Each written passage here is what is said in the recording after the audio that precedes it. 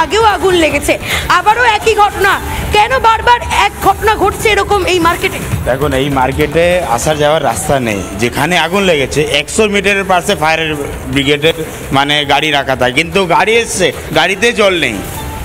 20 গাড়ি দেখা যাচ্ছে, তো গাড়িতে জল নেই। তো এই বাড়ি নির্বাহ ব্যবস্থাও তো ছিল না, এত এত ব্যবসা, এত কোটি টাকার ব্যবসা, সেখানে কোনো ফায়ার কন্ট্রোল সিস্টেম থাকবে না? কন্ট্রোল কি করে থাকবে? ওটা তো ইললিগাল কনস্ট্রাকশন। ইললিগাল কনস্ট্রাকশনে কি করে ব্যবস্থা থাকবে? কোনো ব্যবস্থা নেই।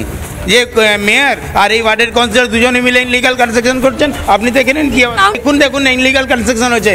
কাউন্সিলর তো আছে, মেয়রও আছেন ওদের সাথে। আমরা কমপ্লেন করেছি।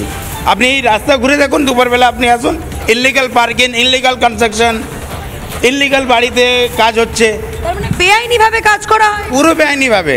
এই তো পাশে 100 মিটারের পাশে আছে ফায়ার ব্রিগেডের স্টেশন আছে, কিন্তু জল নেই গাড়িতে। 1 ঘন্টা তো বড় একটা বহুতল, যেখানে গুদামও রয়েছে, গোডাউনও রয়েছে, সেখানে তো অন্তত অগ্নি নির্বাপক ব্যবস্থা থাকবে। সেটাও নাকি কাজ করে না, সেখানেও কোনো অগ্নি নির্বাপক ব্যবস্থা নেই। ব্যবস্থার জন্য কাজ করতে হয়। মেয়র বাবুর কাছে সময় নেই। যখন জেলের যাওয়ার সময় আসে তখন বলে আমি কাজ করতে জন্য আমাকে নিয়ে যাচ্ছে, আমি কাজ করতে পারলাম না, আমি সেবা দিতে পারলাম না। কিন্তু যখন আগুন লেগেছে, ফায়ার ব্রিগেড মন্ত্রী কোথায়, মেয়র কোথায়?